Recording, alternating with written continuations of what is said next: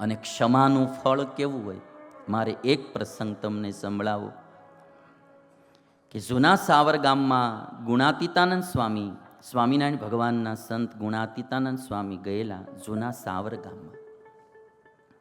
અને એ જૂના સાવર ગામમાં એ જમાનામાં જે ગામધણી હતા ઉગા ખુમાણ, અને એમને કોઈ ચડાવ્યા કે મહારાજા, આપણા ગામમાં સ્વામિનારાયણના સાધુ આવશે, આપણું ગામ બગાડશે.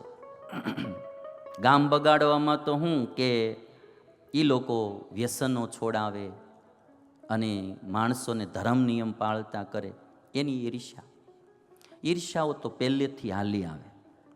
તો કહે છે ગામ બગાડશે. અને ગામધણી ઉગા ખુમાણે આજ્ઞા કરી એ સાધુને ગામ બારા કાઢી મૂકો. આ બનેલો ઇતિહાસ છે, શાસ્ત્રમાં લખાયેલી કથા નહીં. આજે બી તમે જૂના સાવર ગામમાં જઈ અને જોઈ શકો એ ઘટના હું ક્ષમાની તમને સંભળાવું છું. ગુણાતીતાનંદ સ્વામી આદિ સમર્થ સંતો જુનાગઢ સ્વામિનારાયણ મંદિરની 40 વર્ષ જેણે મહંતાઈ કરી, આજથી 200 વર્ષ પહેલા એ ગુણાતીતાનંદ સ્વામી. અને ગામધણી ઉગા ખુમાણે સંતોને મારી અને ગામ બારા કાઢી મૂક્યા. મંગાળા ઉપર ખીચડી પાકતી હતી, ખીચડીએ પણ ઢોળી નાખી અને બારા કાઢી મૂક્યા. સ્વામી તો ગામ બારા જતા રહ્યા. સંતો બધા સીમમાં એક ઝાડવા નીચે બેઠા, અને ઝાડવા નીચે બેઠા હતા ત્યારે જે ભક્તો સ્વામીને ગામમાં લઈ ગયેલા એ ભક્તો બધા આવી અને સ્વામી આગળ બહુ કરગરવા લાગ્યા.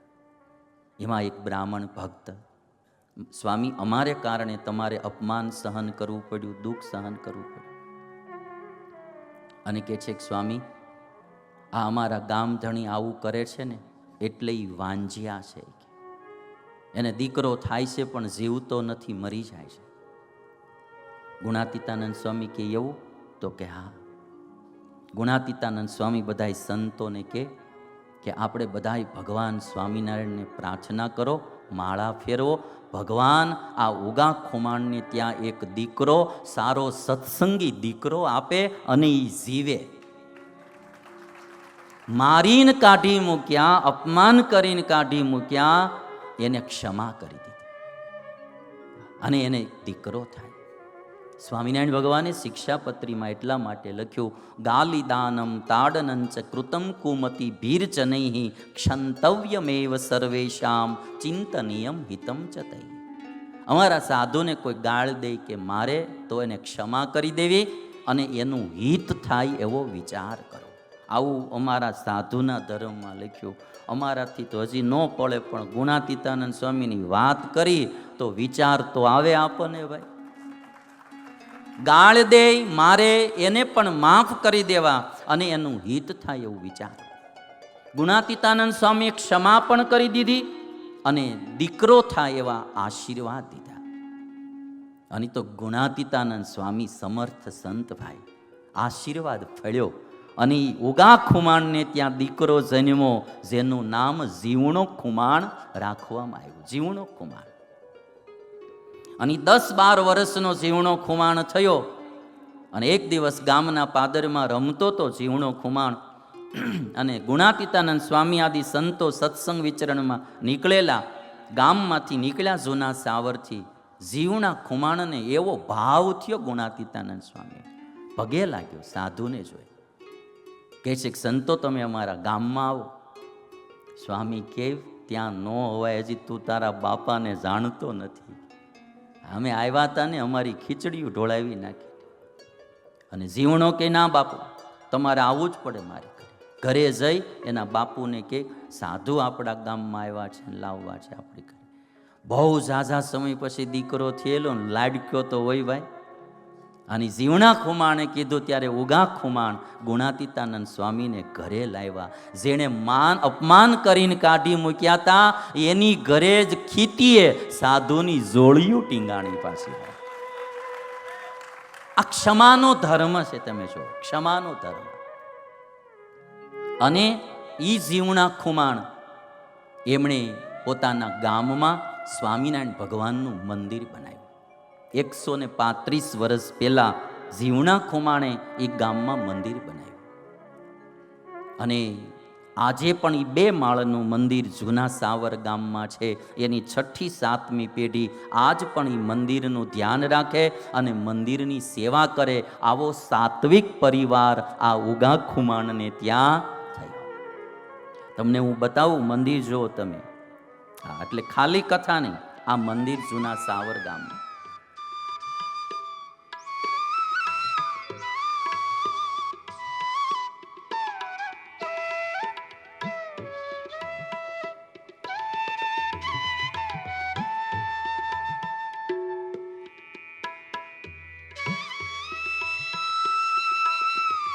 ચરણારવિંદ છે સ્વામિનારાયણ ભગવાનના દીધેલા.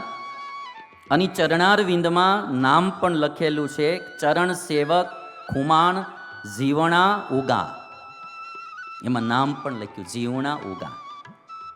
જો તમને બી વંચાય એવું ના, આ એનો પરિવાર છે. જે આજે 6ઠી 7મી પેઢી એનું મૂળ ઘર 135 વર્ષ. બહુ સારું મંદિર પણ સારું બનાવ્યું. મેળી ને મંદિર આરે બન્યું. હા, મેળી મેળી 300 રૂપિયાની હતી, મંદિર 3000 રૂપિયા. એમ જો જીવણા ખુમાણે પોતાની રહેવાની મેળી અને સ્વામિનારાયણનું મંદિર 2 એક સાથે બનાવેલા. એના વંશજો કહે છે કે અમારી મેળી 300 રૂપિયામાં તેદી બની હતી અને મંદિર 3000 રૂપિયામાં બનાવ્યું હતું. પોતાના રહેવાના મકાન કરતાં 3 ગણી કિંમતે એમણે સ્વામિનારાયણ ભગવાનનું મંદિર બનાવ્યું. ક્ષમાનો ધર્મ એ સર્જન કરે છે. ક્ષમા છે ને સર્જન કરે છે. એટલે આપણે બધાએ પરિવારમાં પણ થોડી ક્ષમા ભાવના રાખવી. અશ્વત્થામાને છોડી દીધો, પણ અશ્વત્થામા સુધર્યો નહીં. અને બ્રહ્માસ્ત્ર જે હતું ને એનો ફરીને એણે પ્રયોગ કર્યો. અને અર્જુનના દીકરા અભિમન્યુની પત્નીનું નામ ઉત્તરા. ઉત્તરાના ગર્ભમાં ઉદરમાં એક બાળક હતું જે પરીક્ષિત હતા. અને પાંડવ વંશનું આ એક જ બાળક બચેલું હતું. જો આ બાળક મરી જાય તો પાંડવોનો વંશ પણ નિર્વંશ જાય. અશ્વત્થામાને આ વાતની ખબર. અશ્વત્થામાએ બ્રહ્માસ્ત્રનો પ્રયોગ ઉત્તરાના ગર્ભનો નિશાન લઈને કર્યો કે આને હું મારી નાખું એટલે પાંડવનો વંશ પણ નિર્વંશ થઈ જાય. અને બ્રહ્માસ્ત્ર માર્યું અશ્વત્થામાએ. અને ત્યારે ઉત્તરા અભિમન્યુની પત્ની કૃષ્ણ ભગવાનને કહે છે, પાહી પાહી મહાયોગીન દેવ દેવ જગતપતે. હે ભગવાન, પાહી મામ, મારી રક્ષા કરો, મારી રક્ષા કરો. અને કૃષ્ણ ભગવાને એ ઉત્તરાના ઉદરમાં રહેલા બાળકની રક્ષા કરી. અને કૃષ્ણ ભગવાને અશ્વત્થામાને શું કીધું? મહાભારતમાં એવો પ્રસંગ લખાણો. કૃષ્ણ ભગવાન કે અશ્વત્થામા, તારા બ્રહ્માસ્ત્રને કારણે બાળક જન્મશે તો મરેલું, પણ એને હું જીવતું કરી દઈશ અને છત્રપતિ રાજા ઈ પરીક્ષિત થશે અને વર્ષો સુધી રાજ કરશે.